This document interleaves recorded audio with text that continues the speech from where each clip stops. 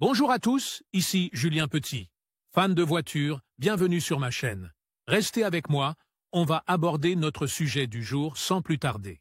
Updated, 11 juin 2022, 5h41 EDT Published, 10 juin 2022, 6h07 EDT. La fibre de carbone est une fibre synthétique constituée de minces filaments et composée principalement de carbone. Chaque fibre de carbone est l'union de milliers de filaments de carbone et est appelée fibre synthétique parce qu'elle est fabriquée à partir de polyacrylonitrile, un polymère qui est également utilisé pour fabriquer des capes et des pullovers. Il s'avère que ce matériau possède des propriétés similaires à celles de l'acier, si ce n'est que sa dureté est plus résistante au choc, et qu'il est aussi léger que le plastique, ce qui contribue à améliorer le rendement énergétique en créant moins de traînées à l'accélération. La fibre de carbone a été utilisée pour de nombreuses pièces automobiles, et il existe même des jantes en fibre de carbone. En 2013, le constructeur d'hypercar Koenigsegg a commencé à proposer des roues en fibre de carbone d'une seule pièce pour ses véhicules. Aujourd'hui, Porsche est le seul constructeur automobile grand public à développer en interne des jantes en fibre de carbone d'une seule pièce. Un seul fournisseur, Carbone Revolution,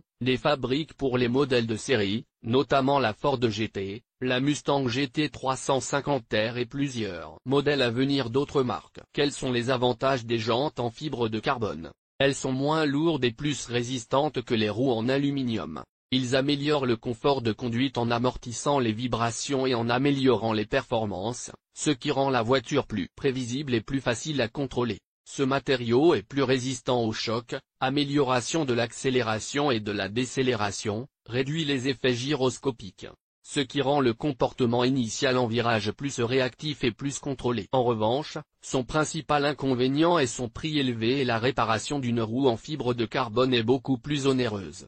Car en plus d'utiliser la fibre en tant que telle, on utilise une résine spéciale et un système de revêtement thermique qui lui permet d'atteindre les niveaux de rigidité et de résistance requis. Vous pouvez être intéressé par